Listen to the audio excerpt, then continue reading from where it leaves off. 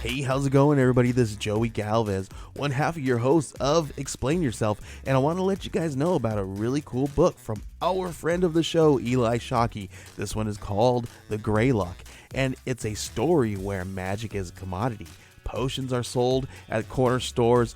Orcs and dwarves earn a living in cubicles, not on the battlefields. But there are those who resist the house's magic's laws. Branded a criminal and forced to live as a wand for hire, there is a spell slinger they call the Greylock.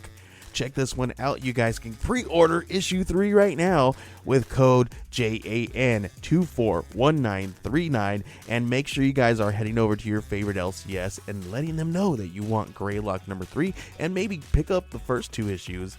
You could do that at the Scout web store. So make sure you guys are grabbing the Greylock number 3, JAN241939 at previewsworld.com. Okay, everybody. I have something really cool to tell you about. If you haven't heard yet about Anchor, it's the easiest way to make a podcast. Let me explain here. It's free. There are creation tools that allow you to record and edit your podcast right from your phone or computer. Anchor will distribute your podcast for you so it can be heard on Spotify, Apple Podcasts, Stitcher, and more. You can make money from your podcast with no minimum listenership. It's everything you need to make a podcast in one single place. Now, the way that you can do this is you got to download the free Anchor app or go to anchor.fm, and then you can get started. It's really fun. We just switched over recently here at All Too Real 2, and I'm enjoying it so far. So be sure to check it out and let us know what you think.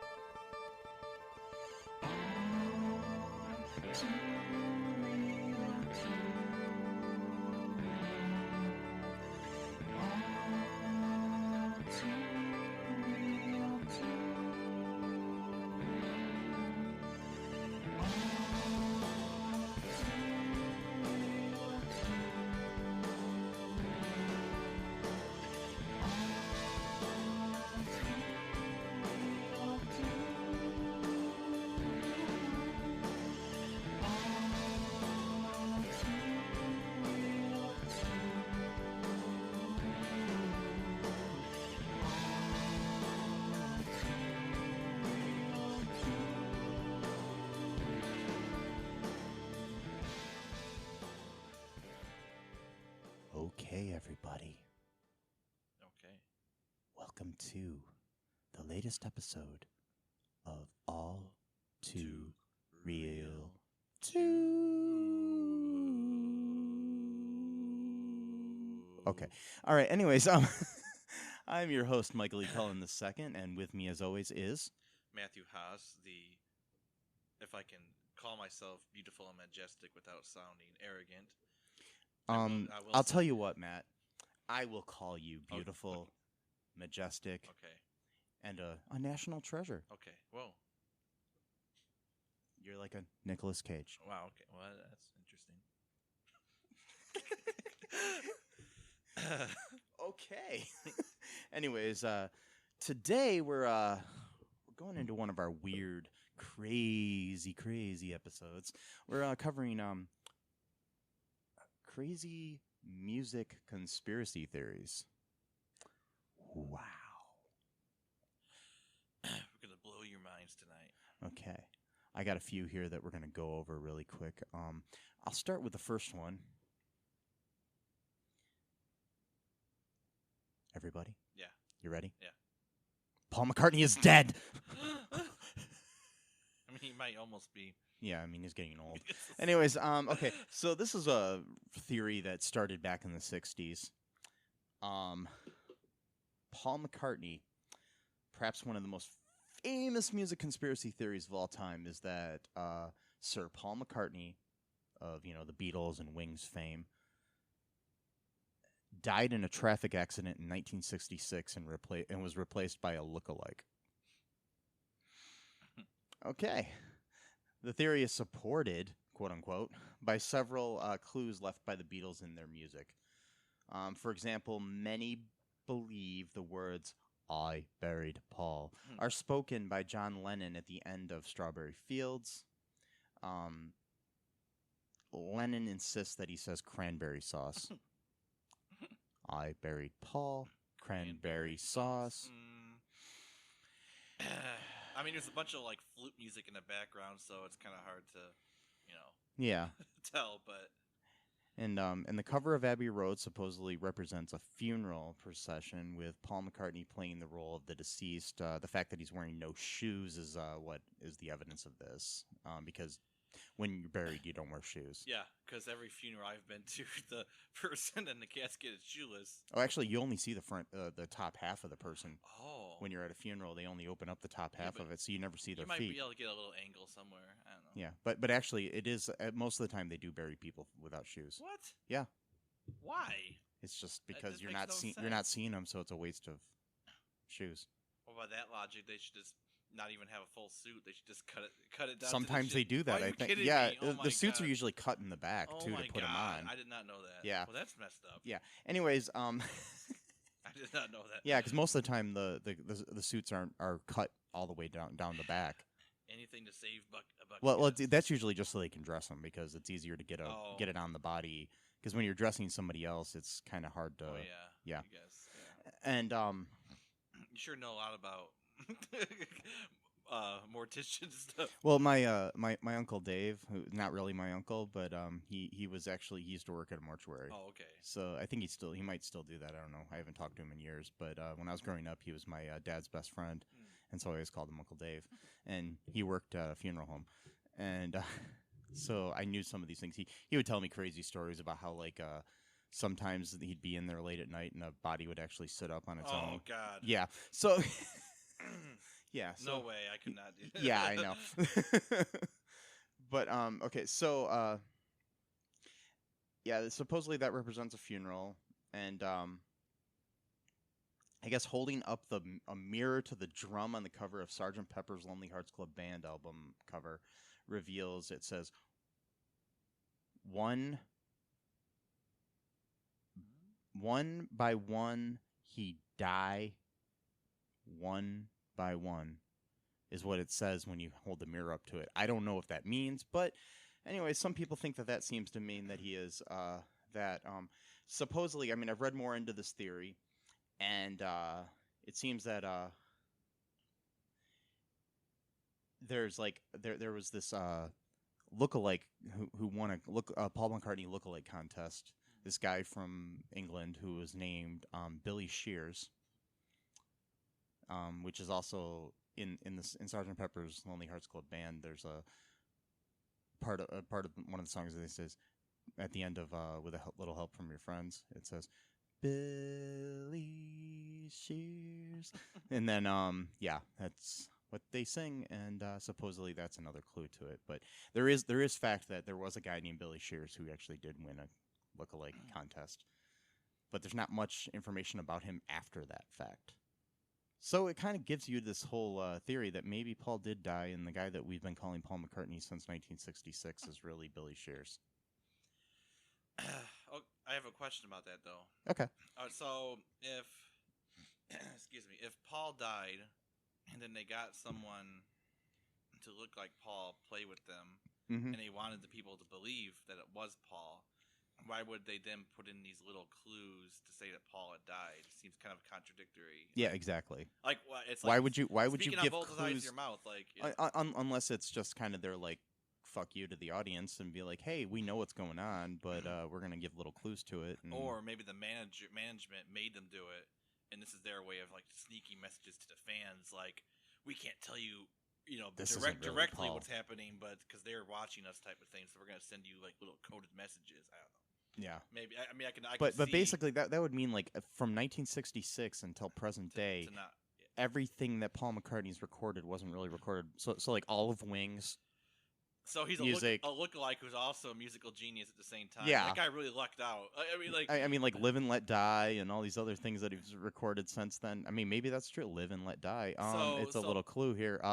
The real Paul McCartney only contributed to like 2 of the first Beatles albums, which and then after that died, and then but those they happened to find a lookalike who was a musical genius. right, and all of those songs are better than the songs that the real Paul McCartney helped write. Mm-hmm. Because really, Sgt. Pepper is like the first Beatles record that really got serious. I mean, Yeah, there's well, some I mean, good songs before that. But I like, think Rubber Soul is where they changed, where they Okay. started to get, because I mean, I have a theory here, and I don't know if it's true, but the song Norwegian Wood, which is on that album, is all about somebody lighting a room on fire oh wow, and killing the girl that he just slept with. oh wow. Okay, that's my theory because it says when they go in there, it's like we lit a fire, isn't it good? Norwegian wood, and then at one point they say the room was made of Norwegian wood in the song, and then when he leaves, it's like he says again, I lit a fire, wasn't it good? Norwegian wood, and blah blah blah. And I think he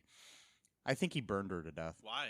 Why would he kill someone? I don't know, but that's my theory about that song. I think the whole song is about a dude who goes and has Kill- like a he sleeps in the bath and all this other stuff. Well, and, there is yeah. a song that they have where they're talking about like a serial killer. Actually, not I don't know if it's Yeah. that one. So they have done really Mhm. like very dark. But type I mean, of Norwegian stuff. Wood sounds like a nice little like love song Yeah. with a girl and stuff. But I think it's all about him murdering her. Maybe she was like a Russian spy or something, and then he killed her after sleeping with. I don't know. It seems pretty So bad. she couldn't collude with Donald Trump later. Yes.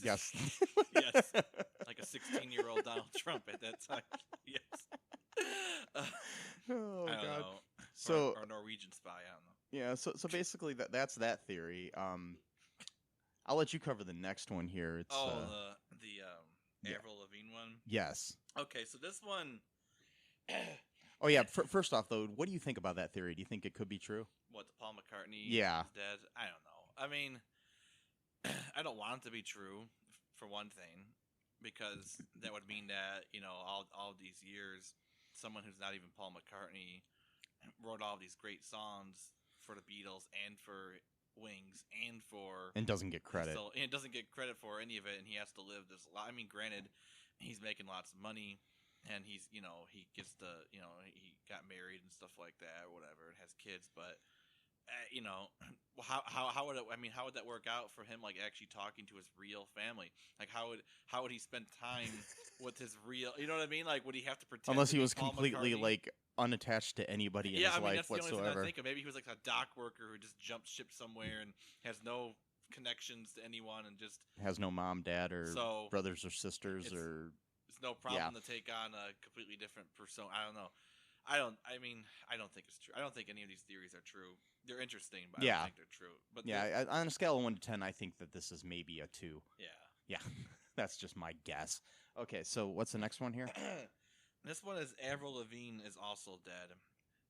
Just a quick hint here: most of these have to do with them being dead. So, or dead, or pretending to be dead, Or something of or that something nature. of Yeah. that nature. So this one has quite a few different sub theories within the main theory. The main one is that Avril Lavigne died sometime shortly after her 2002 album came out. I'm not sure what it's called. The one that had Skater Boy on it.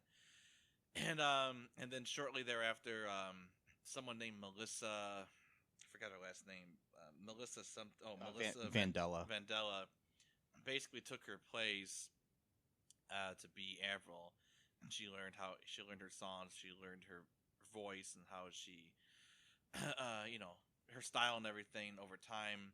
And then the theory goes is that the way that there's evidence for the theory is that over time, because this doesn't happen in real life, when you're 17 years old in 2002 and in 2018, you slightly change in how you look and your physical appearance, and how your voice might change a little bit, and also your interest might change a little bit in a 16-year time span. That doesn't happen when you're 17 years old and now like 34. That doesn't happen. So that's proof that this is a different person named Melissa and not Avril Lavigne, because people don't change ever in 16 years. They don't change their styles and taste. Whatever. Okay, so one of the theories is that that Avril used to be kind of like a tomboy. I mean, I don't know if anyone uses that phrase anymore, but that's basically like you're kind of like a girl who dresses like what would be stereotypically like boy clothes, like jeans or just t-shirts or whatever. Don't really wear makeup. Kind of like That was kind of the fashion sense at the time, well, though. it was so though. yeah, I mean, but I'm saying that was kind of her style. I think in Skater Boy she was playing basketball, which yeah. a girl can't play basketball without somehow Yeah, tell being that a to the LA tomboy. Sparks or Yeah, something. I know, Yeah, no, whatever. Or anything like that. But the theory goes is that now over time, since starting around like 2009 or 2010, Avril has been experimenting more with like expressing like femininity and stuff like that. And because she wasn't doing that in 2002 and started doing that in 2010, that proves that it's not really Avril Lavigne and it's somebody else. I mean, a lot of these hinge on very flimsy type of logic like that. Yeah, like I'm reading here that there's a song called "Nobody's Home" that's one of her songs that supposedly has clues to it. Oh yeah, yeah. That it's actually this Melissa chick singing these songs, and it says the lyrics is she wants to go home but nobody's home. It's where she lies, broken inside, with no place to go, no place to go to dry her eyes. Broken inside, she's fallen from grace. She's all over the place. And then there's another song called "Slipped Away." Oh yeah, that one. Where Vandella's singing about the real Lavigne's death, and she says it wasn't fake. It happened. You passed by. No, you are gone. Now you are gone. There you go. There you go. Somewhere I can't bring you back. And then there's a song called "My Happy Ending" where other clues are there where it says, "Don't leave me hanging in a city so dead. Help us so high on such a breakable thread." I don't know how any of these things mean that she's dead. I guess if you read into them, I mean, the "Nobody's Home" is the only one that's closest to that, and that I think someone said that was like Melissa wanting to reveal that she's actually Melissa, but she can't. So she's like stuck in this persona that she can't tell the world that she's actually this other person, and she has to pretend to be an Avril, and that's why slowly over time she's been transitioning into her own persona bit by bit, so that the fans or people wouldn't notice as much, so that eventually she'll be able to be herself while still calling herself Avril. It's a very and wild. it's funny. There's even I'm reading here too. This is really funny to me.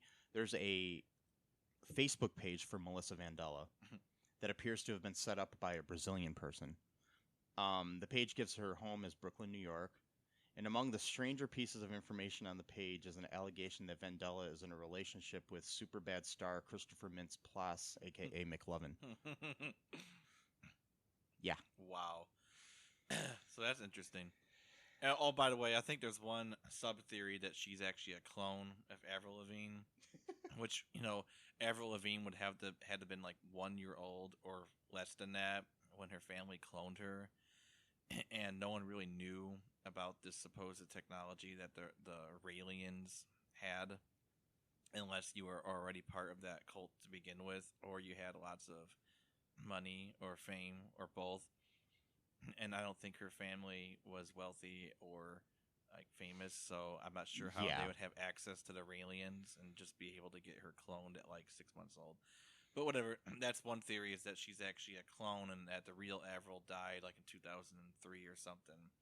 And yeah, I mean, I've read other things. I don't know. I can't find the page that I had found this on, but they had talked about that. I guess supposedly she does have the name Melissa tattooed on her somewhere. Oh yeah, and then there's other things where I guess she did have somebody that worked for her named Melissa Vandella or something, and supposedly Melissa looked enough like her that she would actually pose as her from time to time. Yeah, like when the paparazzi were Yeah. bothering her. Yeah, and She she would wanted just to go hide. out. Yeah, supposedly, what- I don't know if any of that's true, but I guess it is possibly true. That's part so. of the theory. Yeah, is that sometimes she didn't want to have to deal with people asking for pictures or whatever, autographs. So And I then- mean, people have know Yeah. body doubles all the time. I mean, usually it's like dictators, like Saddam Saddam Hussein, Hussein or yeah. Adolf Hitler or other Yeah. people had lookalikes, but it's just, I don't know. It's just kind of and crazy. for Avril Lavigne, she's not like a dictator of Yeah. some failed state or something like that. You know, I mean, maybe she's the dictator of Brazil because all this Maybe. stuff seems to be coming from Brazil. maybe she is. And yeah. I just didn't find out about this.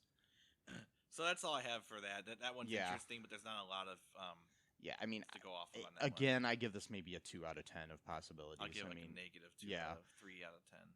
okay, the next one Oh boy, is a crazy one for interesting for several reasons.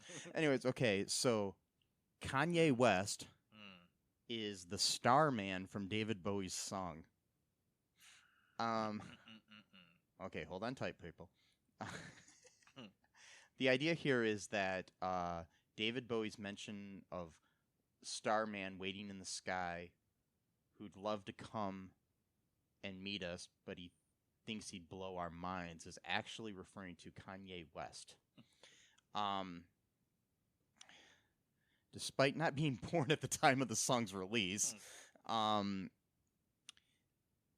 internet is full of evidence that can be found on the cover of his Ziggy Stardust album, which shows Bowie standing underneath a sign that reads K. West, which, and the first track of the album is 5 years, is considered an omen considering West, who was born 5 years after the album's release. And also throw in that Kanye as being one of the first to tweet a tribute to Bowie after he died, and the fact that the album is called Black Star. That one's kind of crazy, and yeah. So this one, I mean, this is a really thin one, It is. but it is kind of interesting that he is standing below a sign that says K Well- West of all things. You know, that was just the name of the whatever it was, but.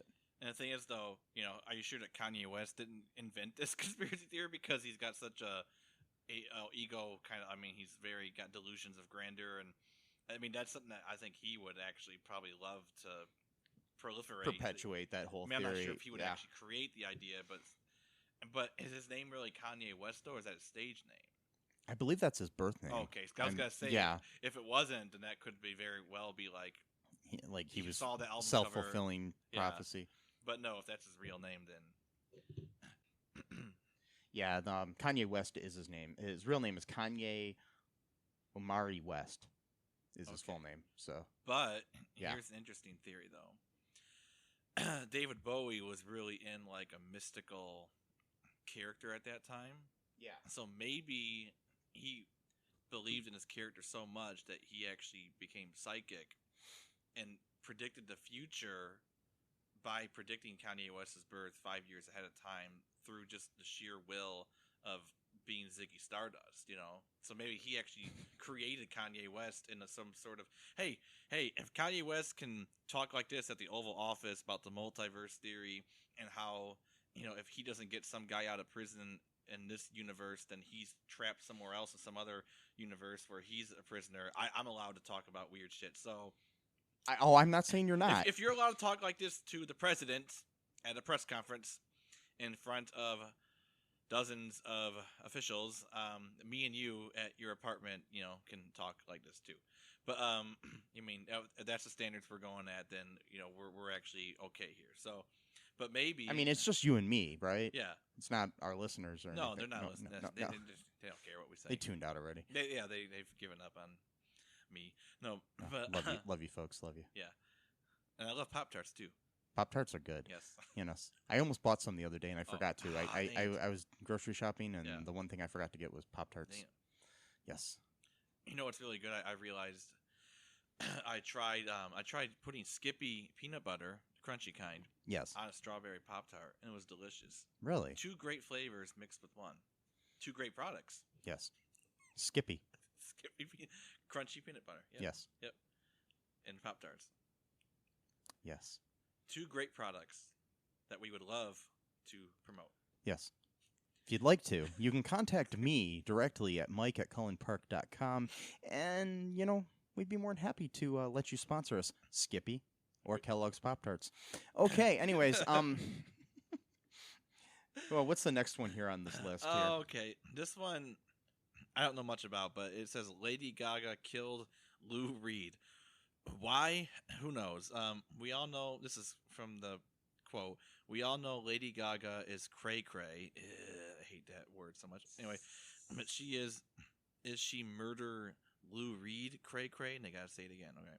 According to the web, Gaga was enraged when Lou Reed was brought on to produce her album Art Pop, which she claimed was inspired by his former band Velvet Underground.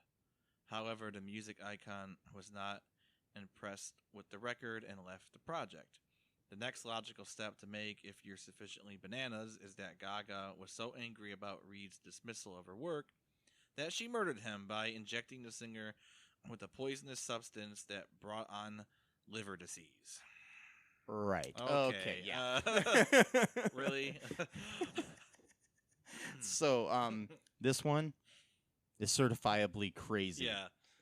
That's why I included it, though, because, I there's not much more to it than that. Yeah. Basically, she got mad at him because he left the project and killed him. I mean, Why?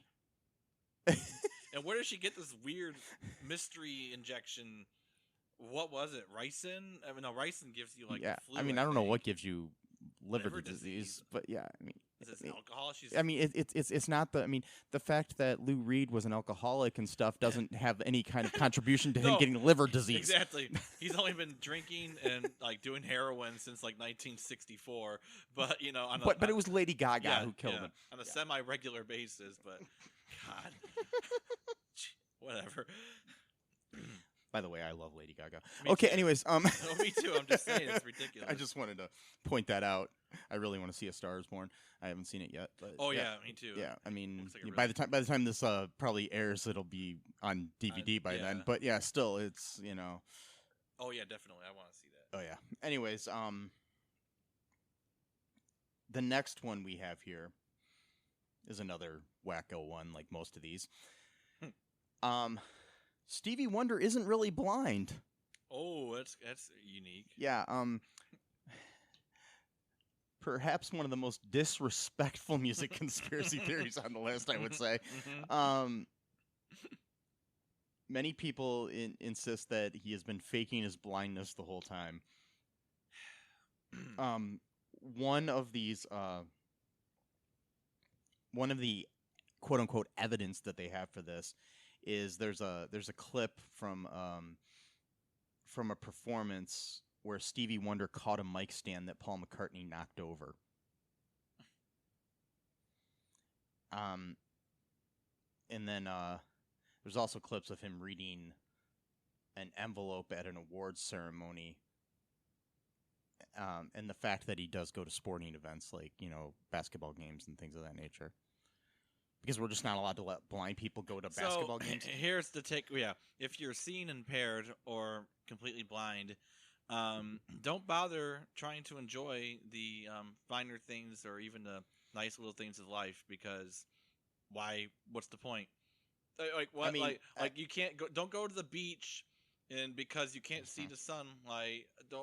What? What about all the people that listen to football and basketball games on the radio?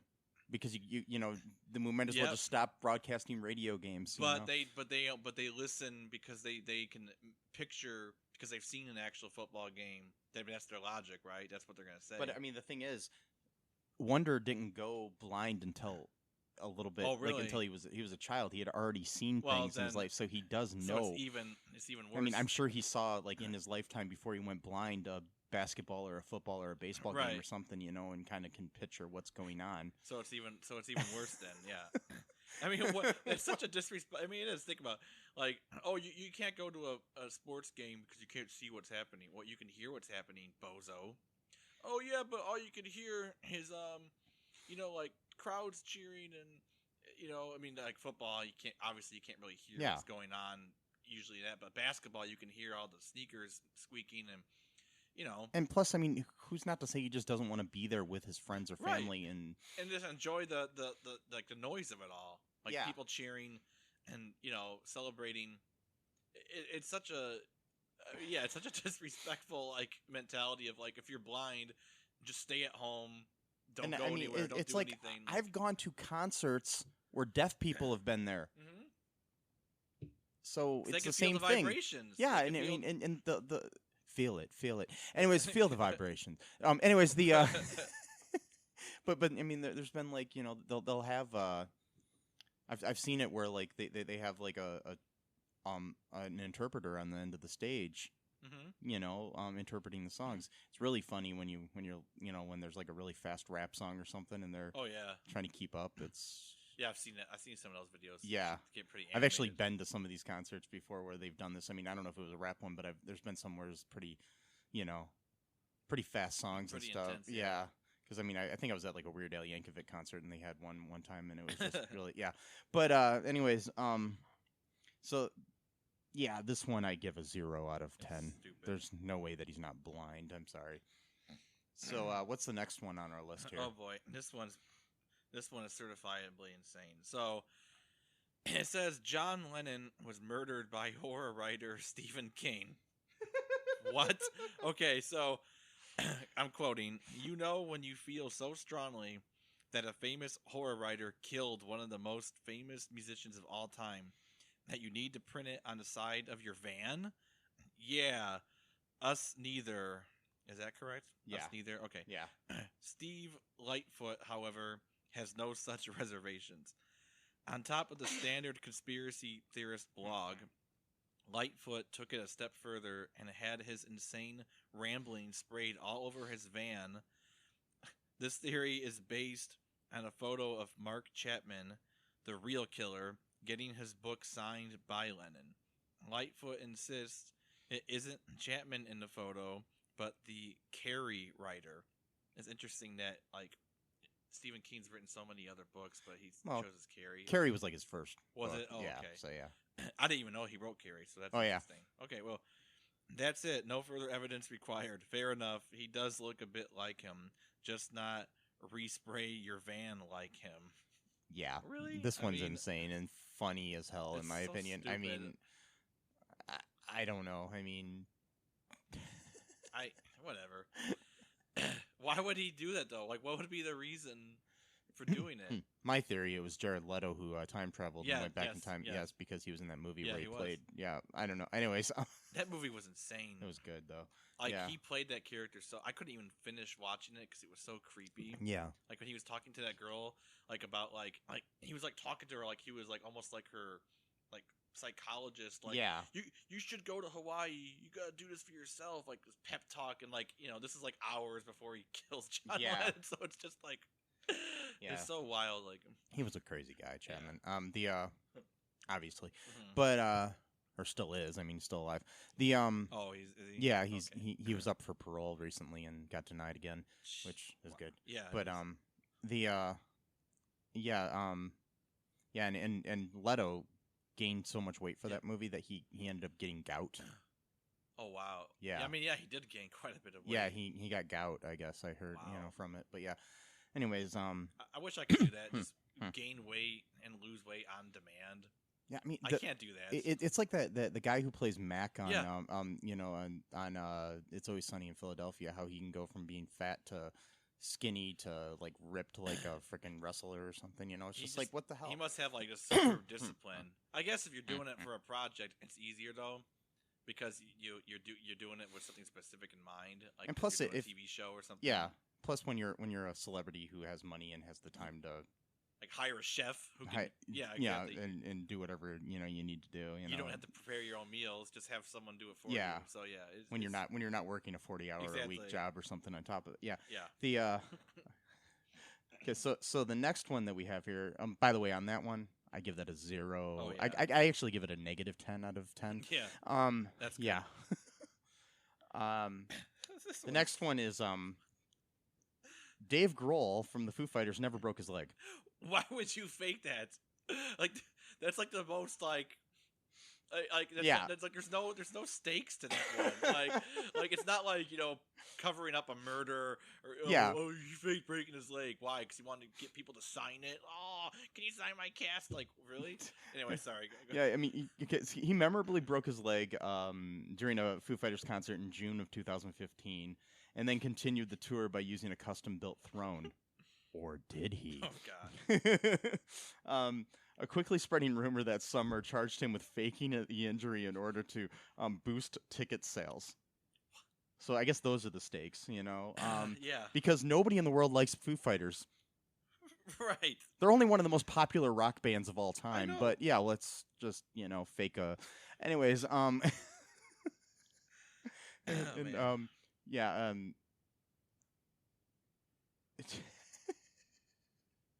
I don't know. During a September of 2015 stop in Portland, Oregon, Grohl addressed it, and he said, "I think it's fucking rad. What if I didn't break my fucking leg? What if I jumped off stage and fell onto the ground, and I made it look like it was a fucking emergency? And they dragged me off to the side." And the band kept playing, and then 10 minutes later, I magically fucking reappear on stage, and then I get somebody else's X-ray of a broken leg, and I make it into a T-shirt, and we make millions of fucking dollars, and I design this fucking awesome throne, so I don't have to fucking stand up anymore. Imagine that. Wow. Yeah. That's like really elaborate plan just to sit Yeah, down. yeah, let's just like fake this whole thing just so we can get ticket sales. My thing is why would you pay more money to see him sitting down? Exactly. I would think that less people would come to the show because it wouldn't be as exciting. Yeah. Like when James Hetfield, Metallica, when he got that whole pyrotechnic disaster and it burned like half of his face or whatever. Yeah. For a long time, he just had to sit down with a cast and just sing into a microphone when one of his roadies were playing the guitar. Yeah, because he couldn't do it. And you could tell that it was a roadie. I mean, he was playing the right chords and everything, but you could tell by just his style. There's that not it the wasn't... passion in it that Right. Hetfield would have. So it's like, yeah, I could sort of see the novelty of it. Like, I was at one of the concerts where he wasn't playing guitar, but like, did you enjoy it any better than if you would if it was really him? Yeah. There's another like sub David Grohl theory here. Oh wow. Which is really insane. Some people seem to think that Grohl and Andrew WK, the singer songwriter DJ who rose to success with the song "Party Hard," are actually the same person. Oh my god. Okay. They don't look anything like. Here's each the other. thing: they're both white dudes, Right. with long hair. That's it. That's it. Mm-hmm. If anything, Andrew WK looks kind of like that guy from that movie that you sent the clip of, where he was like a serial killer, and he was holding that girl hostage. He was like basically just talking about like telling her of all of his kills. Like this one's from Minnesota. It was like a local film. You sent me like a little clip of like a trailer of some like horror movie like about a year ago. That's a movie I actually directed and Okay. wrote. Wow.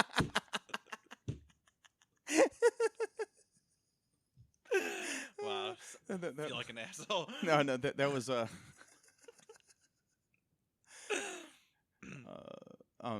that was what the hell did I call that movie? I don't know. Oh, Confession Daylight. Okay. Yeah, it was a movie, a short film I did that I'm actually remastering now, still to Okay. re-release. But yeah, that was my friend Jake Paluski, who Well, was he the kinda star of looked that. like Yeah, I Andrew guess WK a little and bit. he's a musician too. So if So yeah, he if- could be Andrew yeah. WK. Mhm. You know. yeah, I highly recommend check out Jake and the Venom.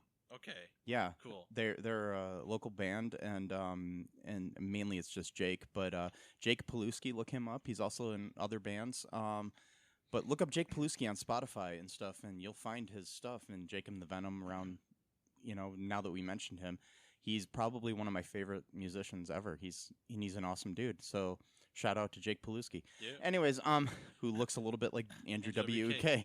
I feel like such an asshole here, but Yeah, no, that's fine. the takeaway though is that I remember the clip from like 2 years ago. Yeah. And remember almost everything that happened in it. So there's that. It's the one where he's got a girl tied up. Yeah, That's mine. He's basically just like going through all of his kills, like, oh, this tastes like Kentucky or whatever. Yeah. Something like Yeah, that. that was a completely improvised movie too. Like Wow. I wrote the outline with Ryan A. Roth, another Okay. local Yeah, musician, yeah. and then cast a local musician to play the part. Also, Dana Marie Giuliano starred in it too. Anyways, okay, so shout out to all of them. Anyways, so what's the next one that we have on here?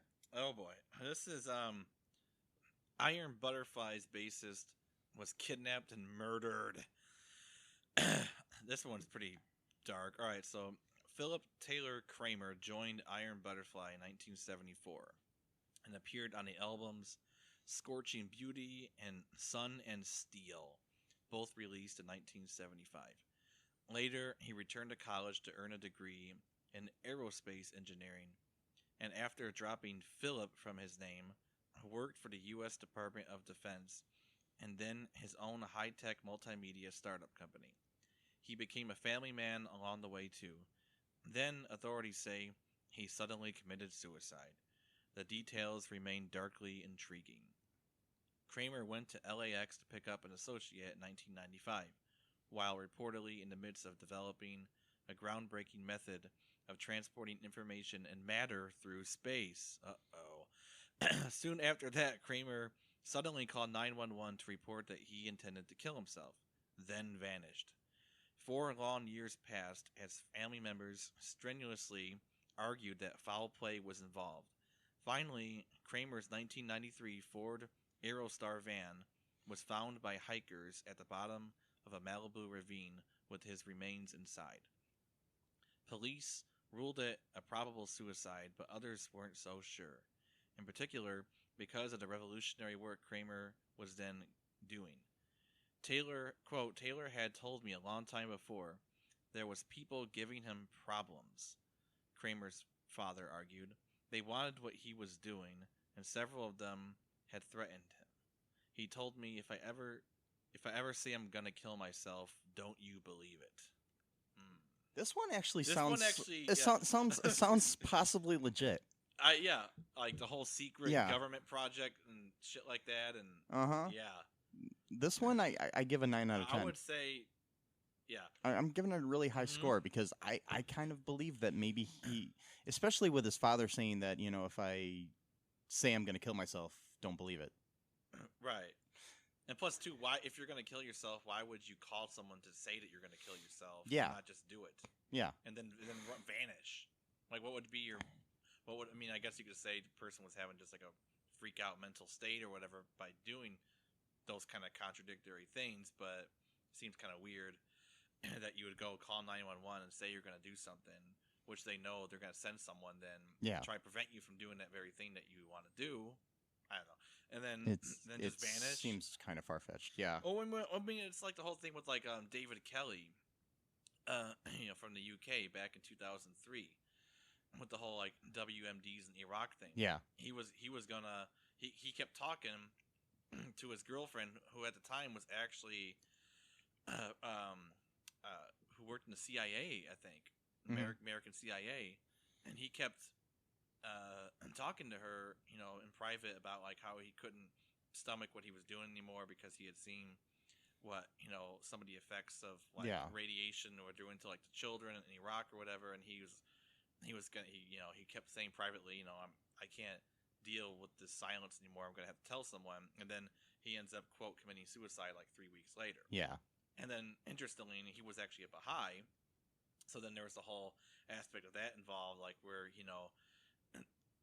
because he wasn't like really involved in politics, maybe he's, I don't know, like because there's a whole like the Baha'i faith is a religion, by the way, in case you aren't aware of that if you're listening here. And even though it's like non-political, like governments have actually like basically done like intel on the communities throughout the countries to like see if there are like some like insidious organization or whatever. I mean, they never. There's a find lot. anything. There's a lot of theories about the Baha'i faith being, which I mean, and in full disclosure, I am Baha'i, but yeah, still the thing is, it's whole kind of thing yeah. just- Any theory can be, hold some weight, I guess, but still, it's kind of crazy. Yeah, I don't know. This one just seems interesting, like because Yeah, I mean, I think Kramer might have been killed and made to look like a suicide. Huh. the next one, not so sure about. Okay, the next one is another one where the CIA killed Bob Marley. Even if the official account of Bob Marley's death is pretty weird, he died in May of 1981 after a toe injury from a soccer match revealed a lesion under his nail. Diagnosed with a malignant melanoma, Marley refused to have the toe amputated. The cancer spread throughout Marley's body, eventually killing him. Now, conspiracy theorists say it wasn't that simple. The CIA supposedly set their sights on Marley, whose growing influence and message of peace went contrary to its goals. Mm. Because, I mean, I'd say what you want about the CIA, but I'm pretty sure they want peace in the world, too, even though they do a lot of things, but I don't think, I'm just saying. The son of a former CIA director, William Colby, reportedly gave Marley a pair of boots adapted with a poisonous coated copper wire near the toe. Some believe that Marley tried on the boots and inadvertently sealed his demise. Others believe the CIA had already tried to take Marley out with sharpshooters who missed their target. Marley had, in fact, survived a 1996 assassination attempt by 3 gunmen at his home in Jamaica. Wow. Yeah, I highly recommend. There's this podcast I listen to called Behind the Bastards. No, not that one. I'm sorry. No, Behind the Bastards is not it. Disgraceland. Sorry. Listen to Behind the Bastards as well. It's a good one, too, about all these, creepy CIA and all these other things. But the one that I listen to, Disgraceland, they have an episode about Bob Marley. And they go into a lot of this stuff. They don't go into the CIA trying to kill him thing, but they do go into the assassination attempt on him and things of that nature. It's really, really in depth and more than we can get into here. But I recommend checking that out. It's a really good podcast, anyways. Disgraceland. Okay, so this one I don't buy at all. Yeah. I mean. There's a possibility maybe a 1 out of 10, but it's just still. Well, it's so bizarre. I mean, it's like you're saying before, like someone had already tried an assassination attempt by 3 gunmen, but to like make some weird shoe, it just I don't know. It seems Yeah, that weird, seems. Like, Yeah. I mean, it's possible. I know that they make weird items, like back in the day with like spy pens and stuff that could shoot like poison at you or whatever. But like, I don't know. It's kind of crazy. If anything, I would think it would be the Jamaican government that would be trying to assassinate him more so than the U.S. government. Yeah, well, the Jamaican government was very much opposed to Bob Marley. If you listen to this episode of Disgraceland that I was talking about, there is a lot of stuff with the CIA actually involved in certain things with the Jamaican government at that time, because there was some a lot of political stuff. I can't remember most of it, but it's really interesting. It's an interesting listen. I might actually go back and re-listen to it sometime. It's but there were a lot of a lot of political stuff going on, and I mean a lot of it did have to do with the Jamaican government, but there was a lot of American influence on a lot of things there too. So, because some of the government wanted more peaceful means, and some of it didn't, and right, I don't know. It's kind of scary either way, but I don't know. Like I said, I don't really buy that the CIA killed him. What's the next one here that we got on the list? This one is Hotel California was about devil worship. The Eagles' chart-topping 1977 single, Hotel California, has long been associated with Satan. You like that? Yeah, that was good. With Satanism in certain circles. The lyrics, dotted with a vain attempt to kill a beast, specific references to hell, and an admonition that guests may never leave probably got this rumor started. The gatefold image inside certainly didn't help. There, the Eagles members and a group of fans are seen standing in the courtyard of a Spanish-style inn. Above them, on a balcony, looms a mysterious figure who some theorize, is Anton LaVey, founder of the Church of Satan. The photographs, according to one theory, were taken on the church grounds. Some of the elements of this theory even made their way into the mainstream media sources, including the Milwaukee Sentinel. The shadowy figure was, in fact, a woman hired for the photo shoot, and they were definitely not at LaVey's church. The cover shot is from the Beverly Hills Hotel, while the gatefold photo was taken at a then newly renovated inn called the Lido on the corner of Yucca Street and Wilcox Avenue in Hollywood. The hotel was later turned into an apartment complex. I mean, Yeah. I've heard this theory, and I've actually seen video and footage Really? on YouTube where they try to say that is Anton LaVey, but I don't buy it one bit. I've always heard theories that the song was about death. That was the main one I had heard. Yeah, I mean, never heard it makes sense because if you listen to the lyrics, and I Yeah. mean, that might be what the song's about, but I don't think there's any kind of Satanism. Yeah, I never got Yeah. that from the No. song. Just the idea, like, you can check in, but you can never check out. And type of even if the thing. song is about devil worship, I don't think it's Anton LaVey on the cover. I mean, Right. on the gatefold or the album or whatever. Yeah. And plus, too, if they wanna get really specific into this, Anton LaVey's Church of Satan is an atheistic religion. Yeah, they don't really actually worship believe Satan. in a demonic force. Yeah, it's all symbolic to them. Mhm. It's about like the animalistic forces within humanity that those things should be celebrated rather than suppressed, as most of the religions teach. Yeah, because I mean, most like the Church of Satan specifically, they do things like put up statues in front of courthouses and stuff like Right. that because they just want to prove the point that having the Ten Oh, yeah. Commandments in front of the thing is kind of ridiculous because of the separation of church and state, and Right. people. Hey, it's all And they're doing it as religion. an atheistic sort of thing, Well- or just as some of them might even believe in God too. They might just be members of the church just because Right. they want to prove political aspects Right. wrong, not necessarily religious aspects of things wrong. It's you either, you either become like almost like a Hindu about it and just all religion or Mhm. no religion. Yeah. But you can't have both. You can't have it Mhm. one way where only 10 commandments. No. I want a statue of like Hindu laws. No. Well, it's like so it's either all or none. I mean, really, you can't have it. Yeah, I mean, and people don't understand that the United States is not a Christian Right. country. We were founded on the fact that we were, escaping a country that enforced religion on their people. Right. And It's- most of the founding fathers yeah. were Freemasons, and at that time, being a Freemason was hated by most Yeah, religious people. and So I mean, and a lot of the founding fathers weren't even Christians, so Right. they were like universalists and other things. And Right. it's just it's Benjamin Franklin was a deism, yeah, which it's- believes that there is a God, but the God created the world, a universe, and then just left everyone to Yeah, do what they what they wanted. will, yeah. basically. It's like a we absentee need to father do an God. episode on Benjamin Franklin Sure. sometime because that guy, Mhm. wow, Talk about conspiracy theories. Yeah. dude. Anyways, so okay, the next one, that we're gonna cover here is okay. Debbie Harry was abducted by a serial killer.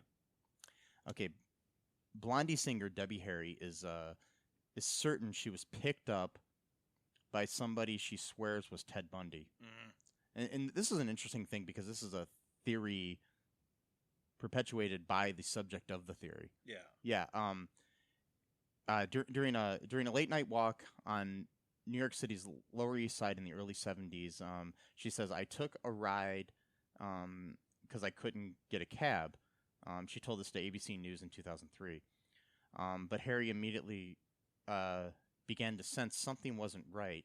"I looked down in there were no door handles. Mhm. She said in a 2010 interview with the Telegraph, inside the inside of the car was stripped.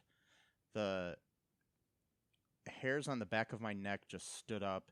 Increasingly concerned about the man's demeanor, Harry reached out of the window and opened the door, and then almost got run over by a cab after jumping out, she told ABC. Harry didn't decide that a strange encounter was actually with Bundy until 1989 when he was executed. She began sharing the story with the news media not long after. The problem, Bundy wasn't known to have visited the Big Apple then or at any other time in his life. He didn't officially begin his abduction and murder spree until early 1974, and those first crimes took place in the West Coast. Later, Bundy escaped to Florida from a Colorado jail before he was finally caught again in the late 70s. But who knows? I mean, Yeah, I mean, he could have. I mean, he's just not known to have been in New York, but he could have. You know, who knows? Or it could just be, either way. I'm pretty sure that Debbie Harry was smart to get out of that fucking car. Yeah, yeah, no door handles, really. Yeah. That's fucking. Yeah. Yeah, that's kind of scary. But if that was his plan, though, then he was stupid to have the windows open. Yeah, exactly. So maybe Who knows? Maybe I mean, the car was just a piece of shit. Yeah, it could be. I mean, maybe the handles just fell off, and Yeah, I mean, but still, but it's. yeah. I mean, regardless, I don't think I would have stayed in that car either if I whenever was you her. feel like that you're in danger, you should just take precaution. Yeah, Even it's even better if to be you're safe wrong. than sorry. Yeah, You know. I mean, because- the guy that picked her up could have been a perfectly fine human being, but Right. who knows? You know, Yeah. it's yeah. But I mean, I'd say like a 2 in 10 chance that might have been Bundy. Yeah. I don't know, but yeah. We got a last one here for this episode, and I think we're gonna cover more conspiracy theories in a future episode. Yeah. This one's getting kind of long, so that's why I Yeah. want to cut it off. We do have a lot that we can cover, but we'll just cover one more for today, and then we'll have a part 2 for you guys, with maybe some added bonus type stuff in the future. Ooh, yeah. All right, this one is Kiss blood ended up in Sports Illustrated. Okay, I'm not sure. It says this was weird. All right, so it said Kiss has never been shy about merchandising, publicity stunts, or a bit of very dark humor. Kiss casket, anyone? So the idea that they added vials of their own blood to the vat of red ink before publishing the super special Kiss comic book in 1977 made its own kind of kissy sense. The story went that they flew to Marvel's printing facility in upstate New York, had their blood drawn by a registered nurse, and then added it before a notary public who served as an official witness. But then it got weird, or weirder.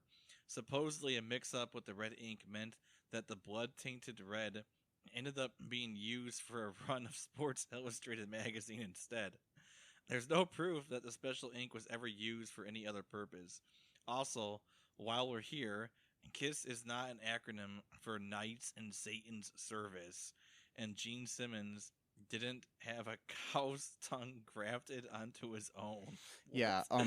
yeah. I mean, the thing is the whole blood thing is true. They did. There was a Kiss comic book that they did for Marvel where they did. It was actually known to be printed with the blood of Kiss in it. Wow. Yeah. I remember reading about this before a long time ago, but I'd never heard before reading this the whole Sports Illustrated mix-up thing. I mean, I could see this actually happening, though. I mean, there's a possibility it could have happened. Because because a lot of magazines are all printed at the same place, so the comic book and Sports Illustrated were probably printed in the same facilities, and Yeah, that's wild. it could have happened. You know, somebody could be sitting there reading about the New York Jets and not realize that the red in any of the pictures was blood from Kiss or something. But that does sound kind of satanic, ritually, kind of, like put your blood into Yeah. writing and then now you're like, But the thing is, with Kiss, along with like Alice Cooper and I all know. these other types of I know. artists of that time, and even today with like Marilyn Manson and stuff, most of the stuff is just for show. I mean, Yeah. it's not even. There's nothing real behind it. It's just, and of course they'd lean into it because it's going to sell more comic books or Mhm. whatever, and you're going to get more money if you say, hey, this really has Gene Simmons and the other guy's blood in it. You Yeah. know. yeah. I don't know. But anyways, this one I believe more than any one it could possibly have happened. It's not as far fetched or crazy actually, even though it involves Kiss's blood. But so anything else you want to add here before we close up this I don't know, episode? This all too. Real too. This all too. I was gonna try to say it. All too conspiracy. No, it's stupid. Yeah. All too real too. Yeah. Yeah. That's pretty much it. I don't think I've Yeah. got any. I got some more for other. For the future episodes. Yeah, but not for this one. Yeah, so we're gonna do at least a part 2, maybe a part 3 if we Yeah. get to that. These are really kind of fun, I think, to talk Yeah. about. So if you have any that we didn't cover in this episode or anything, and you'd like to, tell us about it, feel free to email us at all2real2 at gmail.com or email me personally at mike@cullenpark.com, and we'll talk about them in the future. Anyways, have fun, enjoy life, and don't be afraid to get all too real too. Bye. Bye. Thanks for listening to All Too Real 2 podcast, a Cullen Park production. Produced and edited by Michael E. Cullen II. Music by Matthew Hawes. Subscribe and share the show. Visit us at cullenpark.com.